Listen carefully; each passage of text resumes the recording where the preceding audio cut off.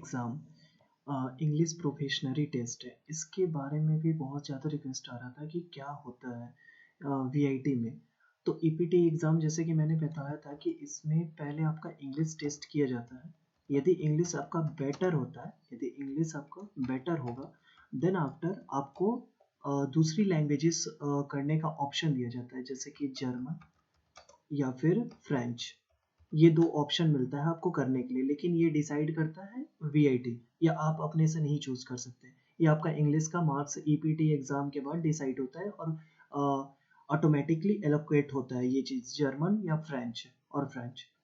Then ईपीटी test में क्या किस टाइप के क्वेश्चंस को पूछे जाते हैं, तो देखो उसमें कुछ पैराग्राफ रिलेटेड भी आई थिंक होते हैं, बट सबसे पहले जो मेन चीज़ है वो ऑब्जेक्टिव टाइप के क्वेश्चंस होते हैं। ऑब्जेक्टिव टाइप होते हैं और सारे क्वेश्चन ही ऑब्जेक्टिव होते हैं, कुछ लिखना नहीं होता है। एक वेबसाइट वीआईटी की तरफ से दिया जाएगा, उस पे जाके ये सब चीज़ें करनी रहती हैं। और इसमें जो मेन सेक्शन होता है वो ग्रामर की होती है, ठीक है।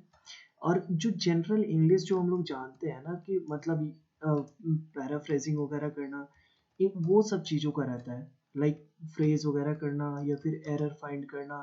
कुछ इस टाइप के क्वेश्चंस इसमें अवेलेबल होते हैं। तो ये इसका कोई हार्ड एंड फास्ट रूल नहीं है। इंग्लिश प्रोफेशनरी टेस्ट का सिंपल मेथड, सिंपल मीन्स ये है कि यहाँ पे इंग्लिश को जज किया जाएगा, आपका इंग्लिश से रिलेटेड ही एग्जाम होगा। तो बेसिकली इंग्लिश में जो भी इंग्लिश ग्रामर आते हैं उन्हीं को लेके। तो अब बात करते हैं कि क्या ये इसमें पास होना सही है या गलत है। ये क्वेश्चन थोड़ा अटपटा लगेगा, बट जरा ध्यान से सोचना। बहुतों को अभी भी यहाँ पे मेरे हिसाब से ऐसे लोग होंगे जिनको इंग्लिश में कॉन्फिडेंस नहीं होगा। They don't have confidence in English like me. मुझे नहीं है, मैं इसीलिए इंग्लिश में वीडियोस नहीं बनाता हूँ। मुझे रिक्वेस्ट आई थी, बट मैं उतना कॉन्फिडेंट नहीं फील करता हूँ, इसलिए नहीं बनाता हूँ। तो इंग्लिश में कॉन्फिडेंस यदि उसको नहीं है और उसने मान लो कि उसे क्वेश्चंस आते हैं, तो ये बेटर है कि वो फेल कर जाए, जानबूझ के वो क्वेश्चंस को नहीं अटेम्प्ट करे और फेल कर जाए, ताकि उसको लैंग्वेज में इंग्लिश पढ़ने के लिए मिले और वो इंग्लिश अपना स्ट्रॉन्ग करे। एक दूसरा केस मानते हैं ईपीटी, जिसको खूब अच्छे से इंग्लिश आता है, तो उसके लिए है ये फ्रेंच और जर्मन।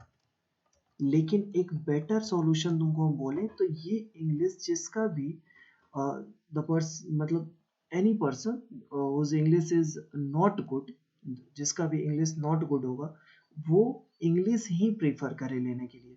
फ्रेंच और जर्मन के पीछे नहीं जाए। ये नहीं सोचे कि एक न्यू लैंग्वेज सीखने को मिल रहा है तो हम सीख लें, नहीं।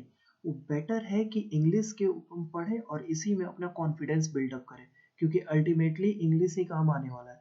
फ्रेंच और जर्मन भले ही एक टाइम के लिए सही है कि एक एडिशनल लैंग्वेज मिल जाता है, बट फ़ायदा जो तुम देखोगे वो ज़्यादातर इंग्लिश को ही पढ़ने में है।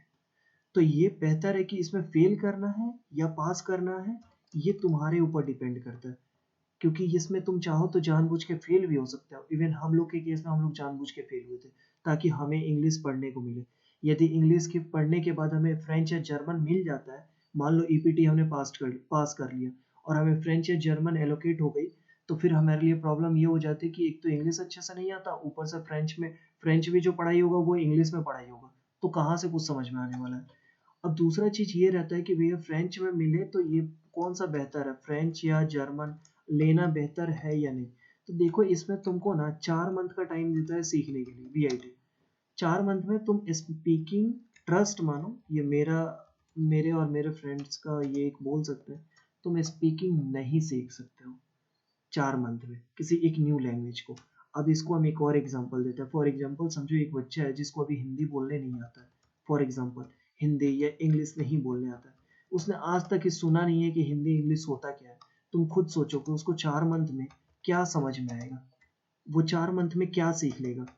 सेम उसी तरीके से तुमने जर्मन और फ्रेंच के बारे में कुछ नहीं सीखा हुआ है, कुछ एक वर्ड हेलो तक नहीं जानते हो कि कैसे बोलना है, तो 4 मंथ में जब तुम्हारे ऊपर सब्जेक्ट का प्रेशर रहेगा तो तुम कैसे इस चीज को पार करोगे। तो बेहतर है मेरे हिसाब से, मेरे अकॉर्डिंग इंग्लिश में जाओ। फ्रेंच और जर्मन में तभी जाने की सूचना जब इंग्लिश में पूरा तुम्हें एक अच्छा खासा एक्सपीरियंस हो, अदरवाइज मत जाओ। ये मेरा सजेशन है, ये रिकमेंडेशन है, ये जरूरी नहीं है। बस दैट्स ऑल फॉर इट।